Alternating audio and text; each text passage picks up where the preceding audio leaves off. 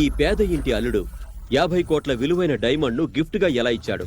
ఈ బికారి పెద్ద పెద్ద బిజినెస్ మ్యాన్లు, మాఫియా డాన్లతో తన చెప్పులు కూడా క్లీన్ చేయించుకోగలడు. ఇతను ఏ 7 స్టార్ హోటల్కి వెళ్ళినా లక్షల బిల్లు కట్టకుండానే బయటకు రాగలడు. కానీ ఇదే బికారి 5 రూపాయల నిమ్మ సోడా కూడా అప్పుగా తాగుతాడు. అందుకే ప్రపంచమంతా ఈ కథని అంత ఆసక్తిగా చూస్తోంది. ఎక్కడికి వెళ్తున్నావు? నన్ను కూడా ఈ బర్త్డే పార్టీకి పిలిచారు. నేను గెస్ట్ని. పెద్దవాళ్ళ పార్టీలో పనేంటి నీకు? వెళ్ళు. అరే కానీ నేను గెస్ట్ని. బయటికి పో.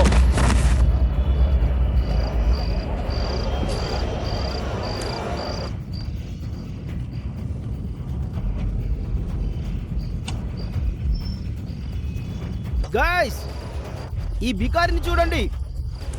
సింగానియా సార్ బర్త్డే పార్టీకి గెస్ట్ గా వచ్చాడంట.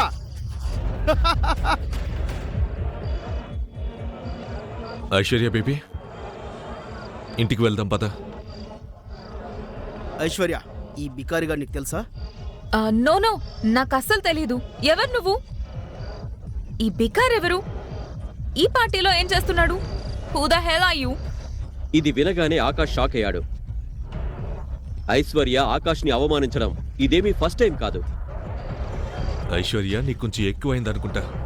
Seems you are high. పద ఇంటికి వెళ్దాం. కమ్. ఓయ్ బికారి, ఇక్కడ నుంచి పో. సెక్యూరిటీ, ఈ చెత్తని తీసుకెళ్లి బయటపడే. అప్పుడే బర్త్డే బాయ్ సింఘానియా అక్కడికి వచ్చాడు. అందరూ అతనికి బర్త్డే విషెస్ చెప్పడానికి అతని దగ్గరికి వెళ్లారు. ఆకాష్, ఇక్కడి నుండి వెళ్ళు. కానీ సడన్ గా సింఘానియా కన్ను ఆకాష్ పై పడింది. తన పార్టీలో ఆకాష్ ని చూసి అతను షాక్ అవుతాడు. ఇదంతా చూసి మిగతా వాళ్ళందరికీ చెమటలు పడతాయి. ఆకాష్ వర్మ గారు, థ్యాంక్ యూ. మీరు నాలాంటి పేదవాడి బర్త్డేకి రావడం నా అదృష్టం. రండి సార్, ప్లీజ్ రండి సార్. కానీ ఆకాష్ ఏమీ మాట్లాడకుండా మౌనంగా అక్కడి నుంచి బయటికి వెళ్ళిపోతాడు. బయటికి వెళ్లి ఐశ్వర్య కోసం ఎదురు చూస్తాడు.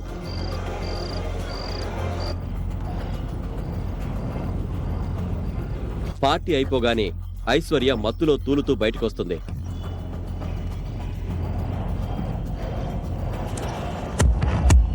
ఎవరు? ఎక్కడికి? అటు పద.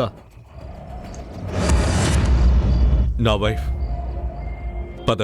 వచ్చేసావా? ఎస్. ఇప్పుడు ఇంటికి వెళ్దాం. జాగ్రత్త. ఇంటికి వెళ్దాం.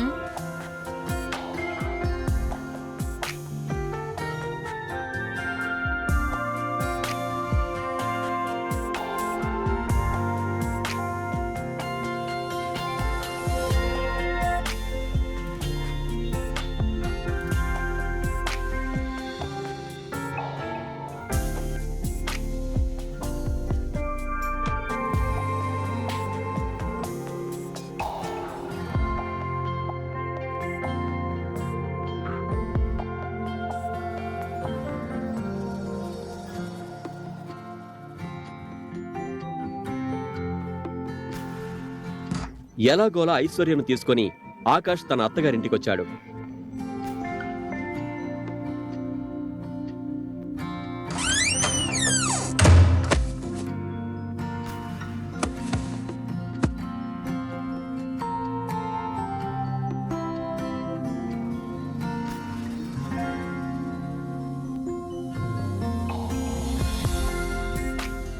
ఇంటికి రాగానే ఐశ్వర్య కజిన్ పవన్ ఎదురవుతాడు. ఇదిగో, భార్య భిక్షతో బతికే ఈ మనిషిని చూడు. భార్య విసిరే తిండి తినే ఇల్లరిక పల్లుడిగా ఉండటానికి కొద్ది మందికి మాత్రమే అదృష్టం దక్కుతుంది. సిగ్గుతో చచ్చిపోవచ్చు కదా ఆకాష్. ఆకాష్ ఏమీ మాట్లాడలేదు. అప్పుడే ఐశ్వర్య కజిన్ సిస్టర్ మీరా ఇలా అన్నది. వదలై పవన్, రూపాయి విలువ చేయని వాడి గురించి ఎందుకు మాట్లాడుతున్నావు? ఐశ్వర్యకి ఈ బిచ్చగాడిలో ఏం నచ్చిందో తెలీదు. ఇంటి నుంచి కూడా బయటికి పంపదు. ఆకాష్ తన అత్తమామల ఇంట్లో రోజు ఇలాంటి మాటలే వింటుంటాడు. అతనికి అలాంటి మాటలు వినడం అలవాటైపోయింది. అప్పుడప్పుడు బావ తిడితే అప్పుడప్పుడు మరదలు తిట్టేది. ఆకాష్ భార్య ఐశ్వర్య కూడా అతన్ని తిడుతూనే ఉండేది. అయినా ఆకాష్ వాళ్ళందరి తప్పుల్ని క్షమించేవాడు. ఎందుకంటే అతను ఐశ్వర్యను అమితంగా ప్రేమిస్తున్నాడు.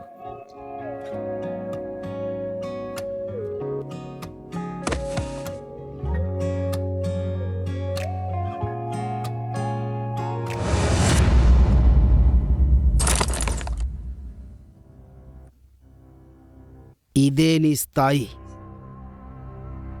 ఇప్పుడు గొడవ వద్దు ప్లీజ్.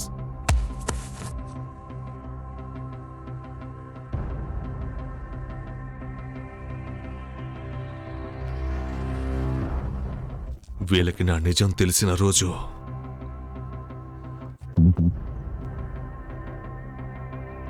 ఆకాష్కి ఒక దిక్కుతోచని స్థితిలో ఉండటంతో అతను ఇలాంటి అవమానకరమైన జీవితాన్ని జీవించాల్సి వస్తోంది.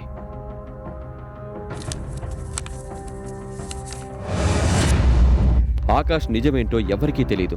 కానీ ఎందుకో ఆకాష్ కూడా ఎవరికీ చెప్పాలనుకోలేదు. ఇంత అవమానం జరుగుతున్నప్పటికీ ఆకాష్ కేవలం ఐశ్వర్యని చూసి మౌనంగా ఉండేవాడు.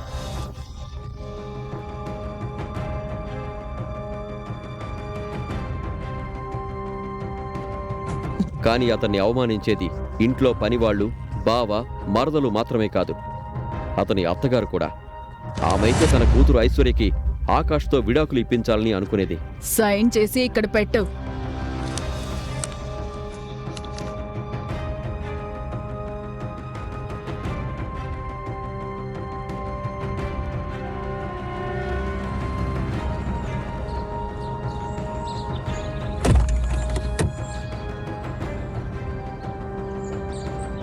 మనమిప్పుడు లోపల కొంతమందిని కలవడానికి వెళ్తున్నాం.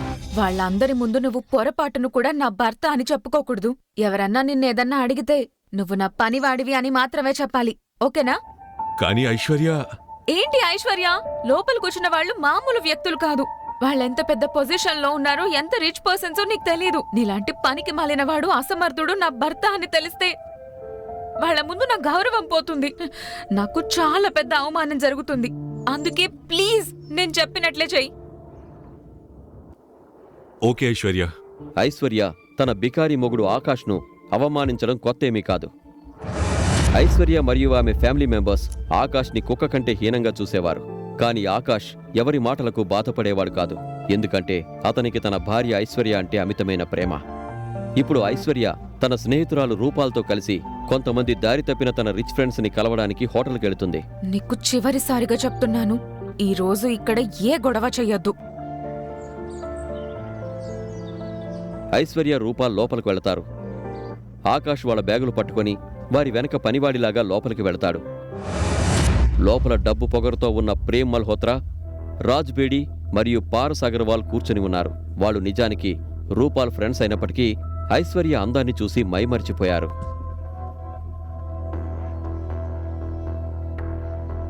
ఎవరు ఈమె గులాబీలా మెరిసిపోతుంది? ఈమె నా best friend Aishwarya. Hi Aishwarya. Akash పాత బట్టలు, చిరిగిన చెప్పులు చూసి పారస్ ఇలా అడుగుతాడు. కానీ అందమైన గులాబీతో పాటు ఈ ముల్లెవరు?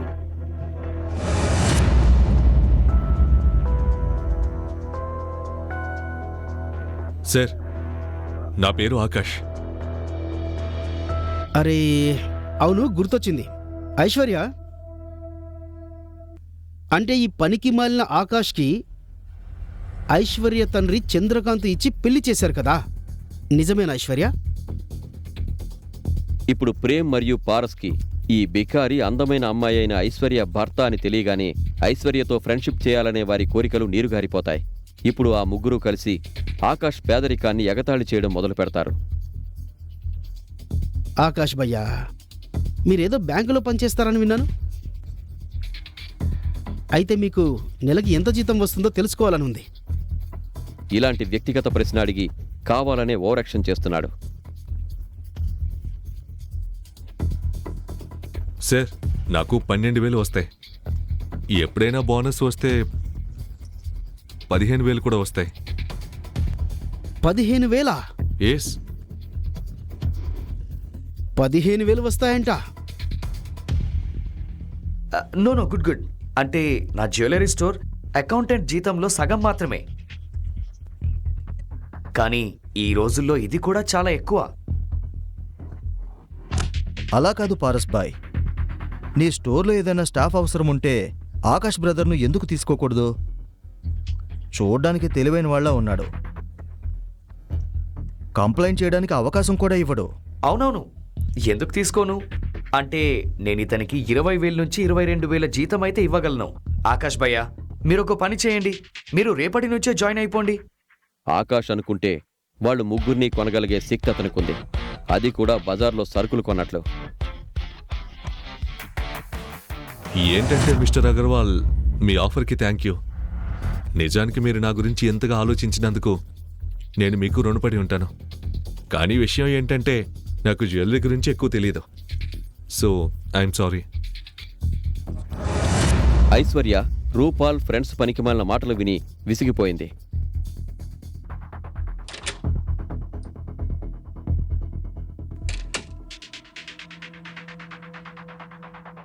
వాష్రూమ్కి వెళ్లి బయటికి రాగానే అక్కడ బట్టలతో లావుగా అసహ్యంగా ఉన్న ఒక వింత మనిషిని చూసింది.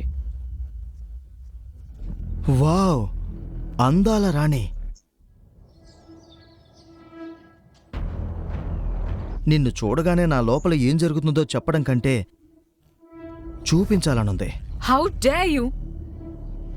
నువ్వొక్క నెంబర్ 1 చీప్ అండ్ మేనర్స్ లేనోడివి. నీలో చాలా ఎనర్జీ ఉంది. ఈ చెత్త మాటలన్నీ వెళ్ళి మీ అమ్మతో చెల్లితో మాట్లాడు. అమ్మ చెల్లి అయితే లేరు. నువ్వు నాకు నేర్పిస్తావా ప్రియా? ఇడియట్! అరే వదులు! ఏయ్,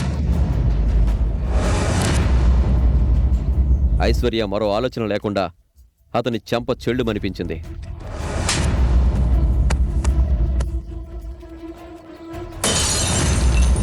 ఐశ్వర్య భయంతో కళ్ళు మూసుకుంది. కానీ ఆ వాటర్ బాటిల్ ఐశ్వర్యకు తగల్లేదు. దీంతో ఆసక్తితో ఐశ్వర్య కళ్ళు తెరిచింది. కళ్ళు తెరవగానే ఒక చెయ్యి ఆ బాటిల్ను పట్టుకోవడం చూసింది.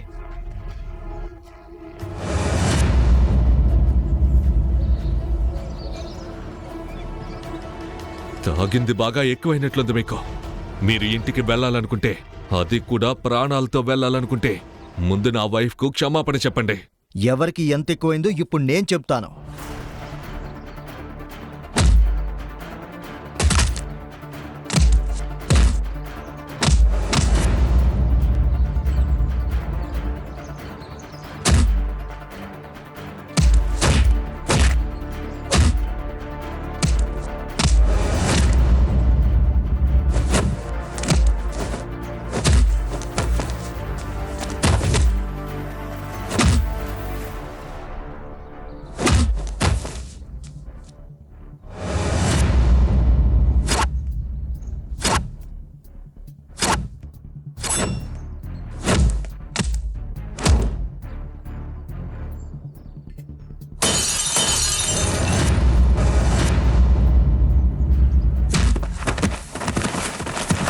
ఆకాష్ అలా ఫైటింగ్ చేయడం చూసి ఐశ్వర్య ఆశ్చర్యపోయింది. ఆమె తన కళ్ళను తానే నమ్మలేకపోయింది. అప్పుడే రూపాల్ ఫ్రెండ్స్ ప్రేమ్ మల్హోత్రా మరియు రాజ్ బేడి పరుగున అక్కడికొచ్చారు. ఏమైంది ఐశ్వర్య, నువ్వు బాగానే ఉన్నావా? వీడు పెద్ద పోకిరిగాడు. నన్ను ఒంటరిగా చూసి ఏడిపించాలనుకున్నాడు. ఐశ్వర్య మాటలు వినగానే ప్రేమ్ మల్హోత్రా కళ్ళల్లో కోపం కనిపించింది. ఈ రోజు ఎలాగైనా ఐశ్వర్యను ఇంప్రెస్ చేయాలనుకున్నాడు. వీడికి ఎంత ధైర్యం! ప్రేమ్ ఈ గొడవకు తను పూర్తి బాధ్యత తీసుకోవాలని అనుకున్నాడు. ఏదేమైనా ఈ హోటల్ అతని ఫ్యామిలీ బిజినెస్ లో ఒకటి. ఇప్పుడు వీళ్ళిద్దరూ నా వైఫ్ ఐశ్వర్య ముందు హీరోలు అవ్వడానికి ఒక చావు దెబ్బలతో పడి ఉన్న వ్యక్తిని మళ్ళీ మళ్ళీ కొడుతున్నారు. ప్రేమ్ మల్హోత్రా మరియు రాజ్ బేడి ఆపకుండా కొట్టడం ఆకాష్ చూస్తూనే ఉన్నాడు. ఆపండి, ఆపండి! అతనికి ఆల్రెడీ దెబ్బలు పడ్డాయి. ఇలాగే కొడితే అతను చనిపోతాడు. ఆకాష్ భయ్య, మీరు అనవసరంగా భయపడతారు.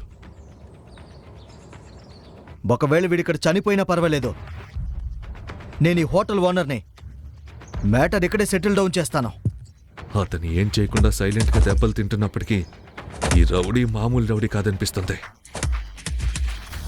ఐశ్వర్యకి ఆకాష్పై కోపం వస్తోంది. కానీ ఇంత పెద్ద హోటల్లో గొడవ జరగడం కొంచెం ఇబ్బందిగా ఉంది. ప్లీజ్ ఆపండి. కొట్టింది చాలు. మనం ఇక్కడి నుండి వెళ్ళిపోదాం. ఆకాష్ భయ్య, మీరు అనవసరంగా భయపడతారు. పర్లేదు, మాతో ఉంటే ధైర్యం వస్తుందిలేండి. ఈ మాట వెటకారంగా అనిపించింది. కానీ ఇదంతా అర్థం చేసుకున్న ఆకాష్ ఏమీ మాట్లాడలేదు. ఆ రౌడీ బట్టతల వ్యక్తి మనుషుల్ని తీసుకొని లోపలికి రావడం చూసి ప్రేమ్ మల్హోత్రా కోపంతో ఊగిపోయాడు.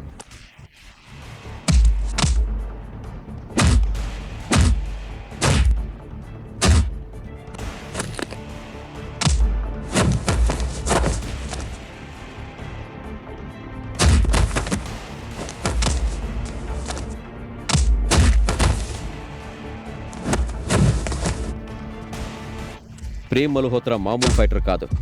అతనికి కరాటేలో బ్లాక్ బెల్ట్ వచ్చింది. ఒక్కొక్కరిని కొట్టి ప్రేమ్ మల్హోత్రా గజేంద్రను అతని రౌడీలను చితగొట్టాడు.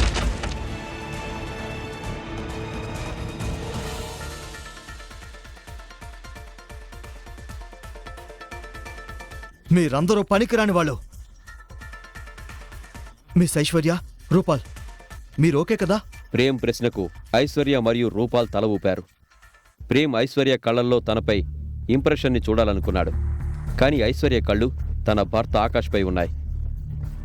ఆ ఆకాష్ సైలెంట్గా చేతిలో ఐస్ ప్యాక్ పట్టుకొని గూండాల వైపు చూస్తున్నాడు. వావ్ మై బ్రదర్ ప్రేమ్, నువ్వు అద్భుతం చేసావు యార్. వీళ్ళిక మన జోలికి రారని నాకు అనిపిస్తుంది. ఎగ్జాక్ట్లీ. వీళ్ళని ఏం చేయాలి? వీళ్ళని పూడ్చిపెట్టమని ఎవరికైనా చెప్పనా? పారస్ అందరి ముందు గొప్పలు పోతున్నాడు. నిజంగా అలాంటిదేమీ చేయగల ధైర్యం అతనికి లేదు.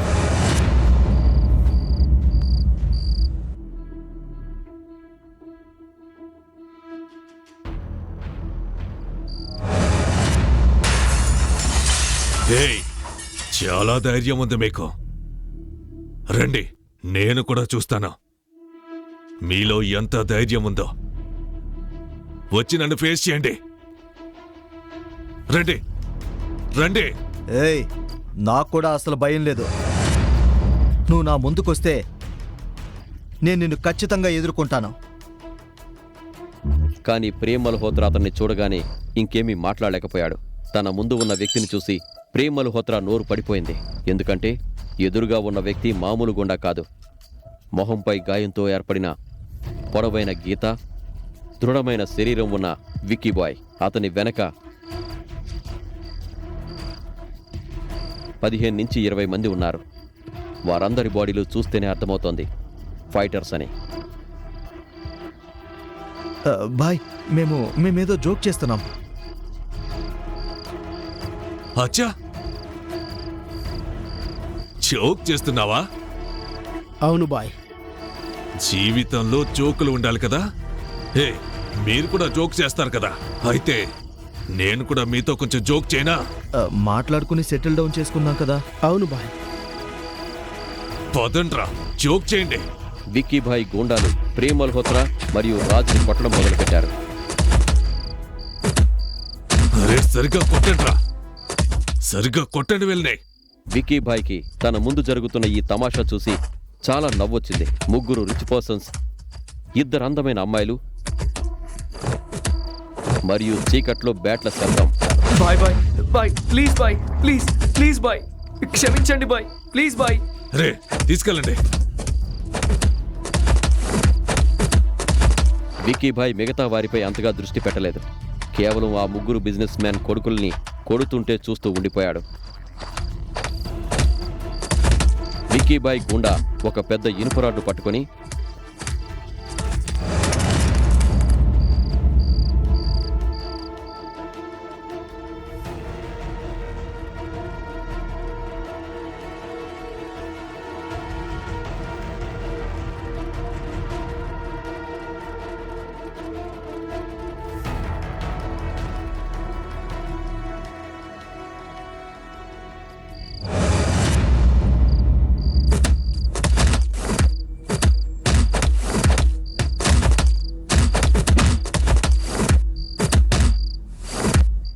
వాళ్ళ చేతులు కాళ్ళు వెరగొట్టండి. అయినా నోరు మూసుకోలేకపోతే తల పగలగొట్టండి. వచ్చే వారం ఇతని మేయర్ తండ్రికి 2 కోట్లు పంపించండి. ఆపండి. ఐశ్వర్య కోపంతో అరిచింది. ఐశ్వర్య అరిచిన వైపు చూసిన విక్కీ భాయ్ కళ్ళు ఆశ్చర్యంతో పెద్దవయ్యాయి. అతను తన కళ్ళను నమ్మలేకపోయాడు. విక్కీ భాయ్ని చూసి అందరూ షాక్ అయ్యారు. కేవలం ఐశ్వర్య గొంతు విని విక్కీ భాయ్ లాంటి పెద్ద గుండాకి కూడా చెమటలు పట్టాయి. ఇతను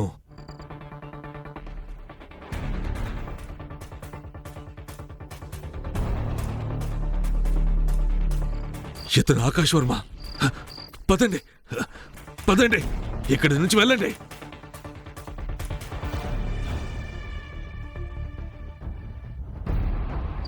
విక్కీ భాయ్ ఆకాష్లో గతంలో ఎప్పుడైనా కలుసుకున్నారా? ఆకాష్ నిజంగానే కోటీశ్వరుడా? నిజమైతే అతను ఎందుకు ఒక పేద ఇల్లరికపాలుడుగా జీవితాన్ని గడుపుతున్నాడు?